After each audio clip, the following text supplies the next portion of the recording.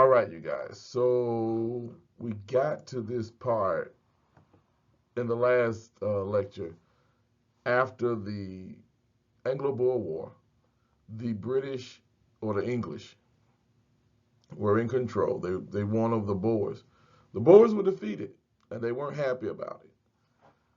But they formed a government with the English, and because the Boers were, it was more Boers.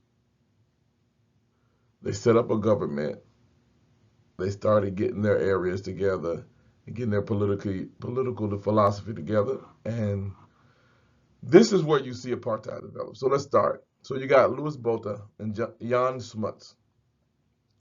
They were the first leaders of the Union of South Africa. They were moderate because you had more people who were way more conservative.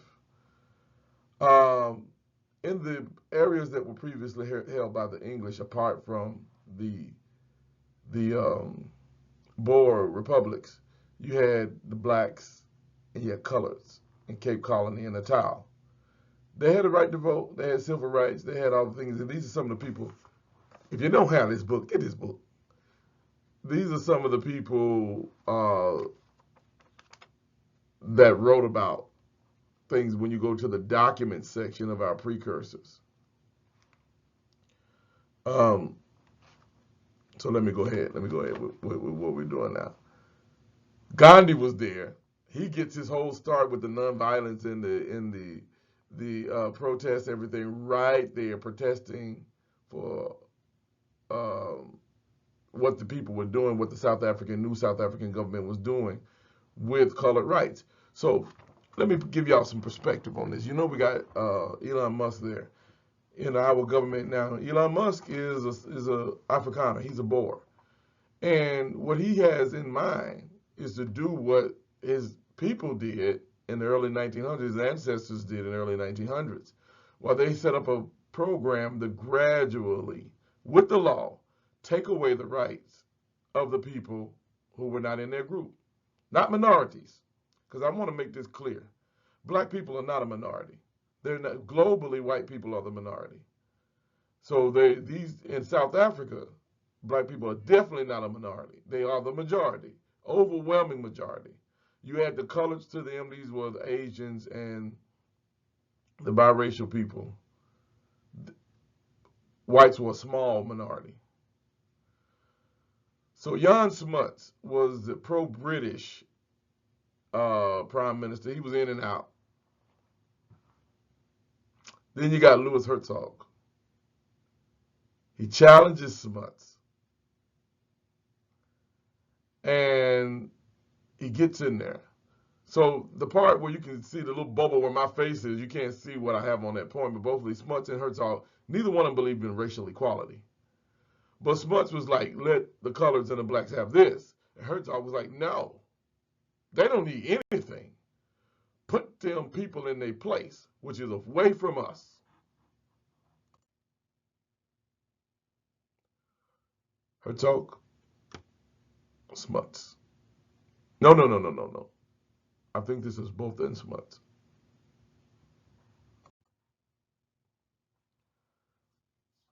When people use the term nationalism, we need to clearly understand it.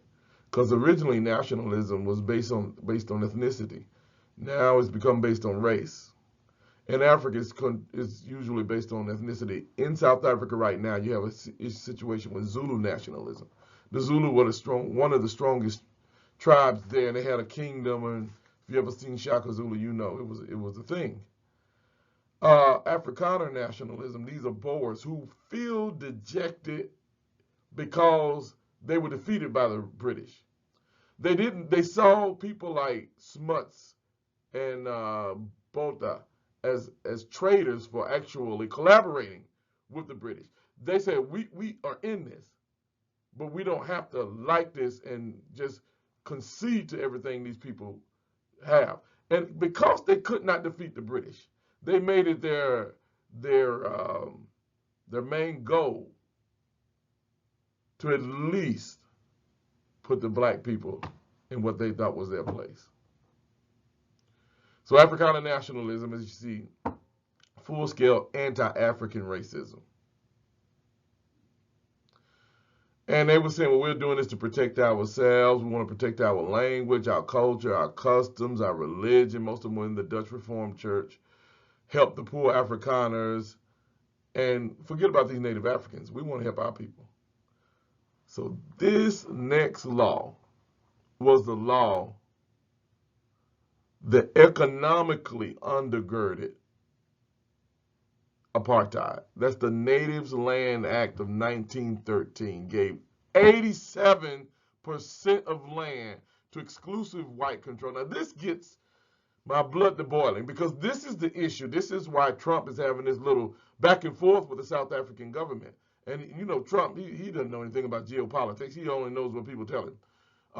He doesn't read, so people have to tell him. Elon Musk, who is a defeated Afrikaner,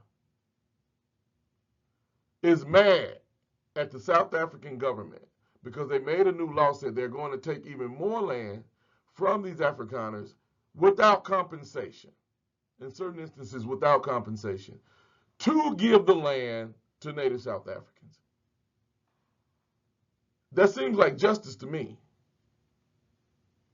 But Elon Musk is very upset over it. And he's gotten Trump very upset over it. And now it's turning into a political situation where the South Africans say, okay, y'all want to do that? We don't have to give y'all any minerals.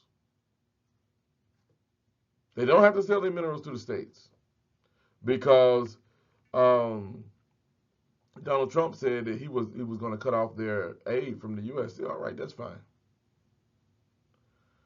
So let's get back to the history.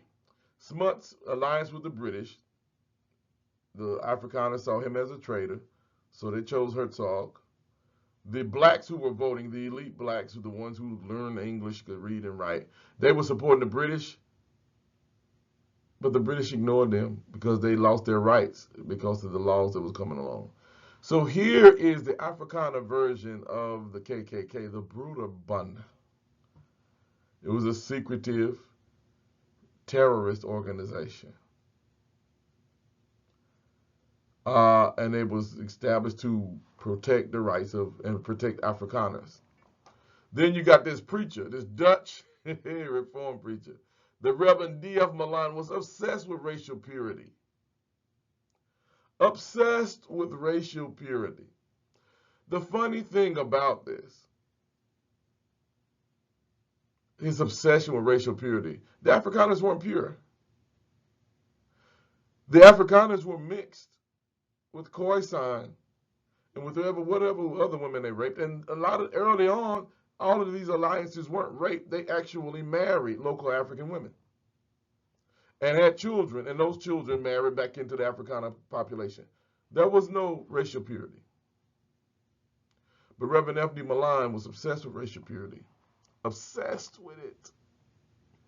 And in his obsession to end or to stop miscegenation, he articulated the basic structures of what we get apartheid in 1948.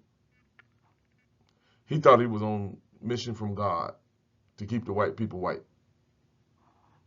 How do white people stay white? Don't mix with people who ain't white. Because white people have a melanin deficiency, and people who don't have a melanin deficiency, when they mate with people who have a melanin deficiency, the melanin deficiency is an inferior gene, a recessive gene, I should say. So if they keep doing it, they eventually disappear. You know, the whiteness is gone. And this is what Frances Cress Welsing was talking about. She believes that racism is a manifestation of the fear of genetic annihilation. And we see it with Reverend D.F. Malan. D.F., not F.D., but D.F. Malan.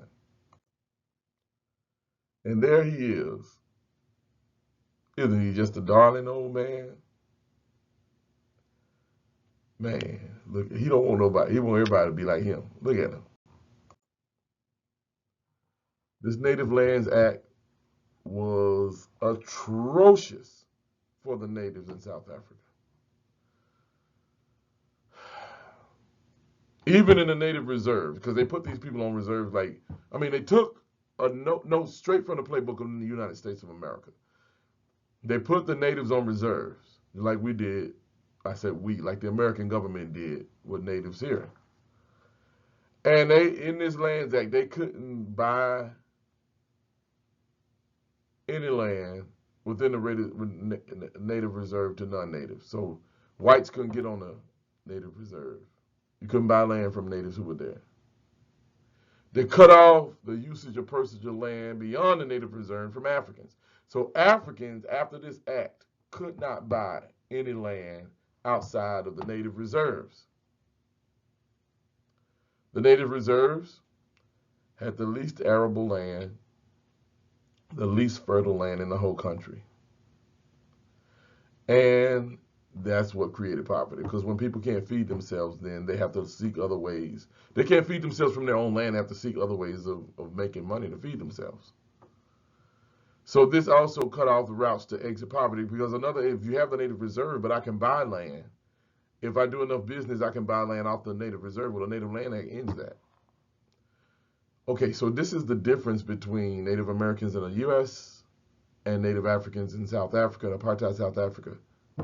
There were a lot of them. The native reserves weren't big enough for all these people. So they couldn't stay. And this is eventually, black people handle it. This is where you get places like Soweto. A lot of people, myself included, thought Soweto was just an African name. Soweto is Southwest Township. They built these makeshift houses when they had to go to the city to look for work because there was no money, there was poverty in the native reserves. But I'm getting ahead of myself. This is when people are going to the native reserves right now. This man is the author of Cruel Operation of the Native Land Act. His name is Solti Platje. So if you look down here, well, you can't see that. Anyway, in part 1, you got introduction of apartheid in South Africa. That's what David Gordon writes, this little history. But on the other part, you got your documents. These are primary source documents dealing with the time. We got the Native Land Act, which you guys should read. And then you got Sol Platje's explanation of it. Heartbreaking.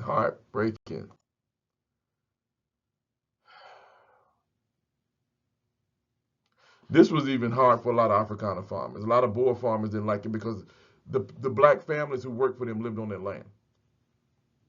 They had to kick them off. People were kicked off the land of their landlords if they did not agree to ridiculously low rates of pay. So they'll pay you less, and if you like it, then you kicked off the land. Some of people wanted to keep their people, they couldn't. People were camping in the open with their cattle as they're moving to native land reserves.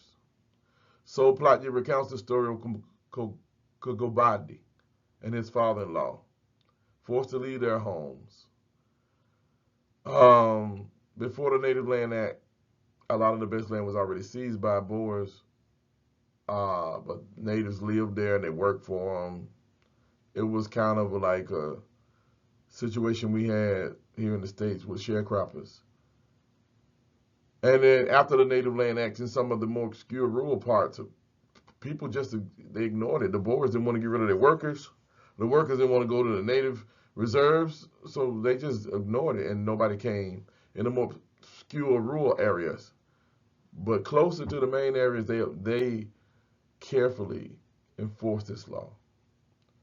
Kagobadi's newborn died because she had the misfortune of not being born white. This Native Land Act took these people's land from them and forced them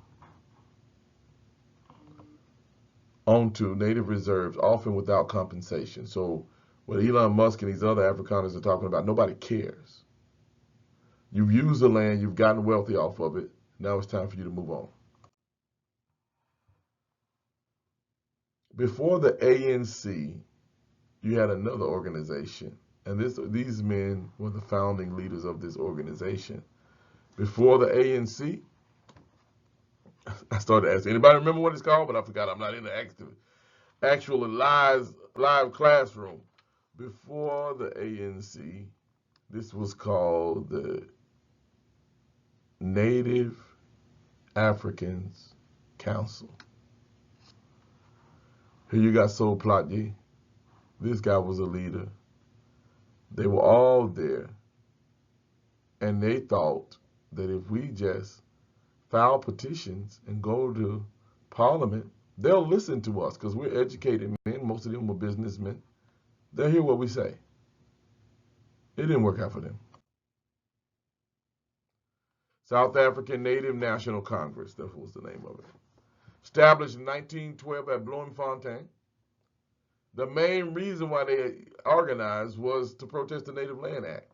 If they had been more politically conscious, they would have organized prior to the Native Land Act. They would have known it was in the pipeline. But they were comfortable. And somehow this comfort that they had as bourgeoisie Africans, English speakers, it made them think that somehow they were removed from what was going on in the rural areas where their fellow Native Africans were already having their land taken away from them. They sent a group to London, to the British Parliament. Now, this is the thing I don't like. They oppose direct action protests. That's what I was saying. They said, well, we do political protests. It'll work. It didn't work. It didn't work. So the document that they wrote calls out the hypocrisy of the white politicians, particularly the liberal ones, but it changed nothing.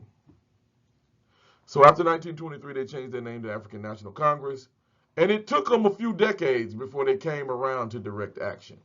The African National Congress, the ANC, which is still the main political party today in South Africa.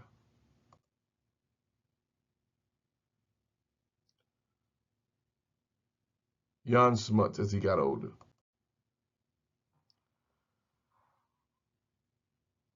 The document you have in your book is the Racial and Moral Axioms. Jan Smuts was prime minister from 1919 to 1924 and again from 39 to 48. He said, the British, we can live with them. And, you know, the other Afrikaners were like, you're a traitor. He was like, no, we're all white. Let's just work together.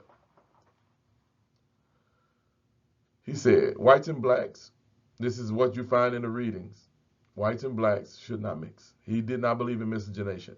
By the way, Jan Smuts was related to a Khoisan princess who married a Danish guy, and their children intermarried into most of the early Afrikaner families. Secondly, he said whites should be honest in their dealing with blacks. In other words, he was like the benevolent white man in the American South. You know, treat the Negroes right. You know, they're not like us, but we can be nice to them. This is the direct quote, civilizing races being rapidly submerged in the quicksands of the African blood. Remember she said, the fear of genetic annihilation.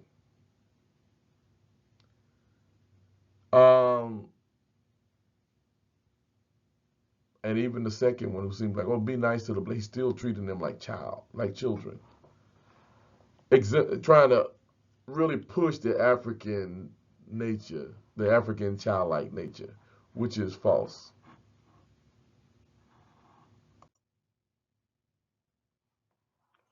All right, the next document we're talking about is segregation with guardianship. This was another geneticist who believed that blacks are naturally inferior to whites. He believed that you could prove this with genetics. He said because black people are God's creatures, white people should be benevolent and be guardians to them, take care of them. And the author of Segregation with Guardianship hated communism because communists say that all people are all humans are equal. And this was anathema to the people, the Boers, who believed in white supremacy and apartheid.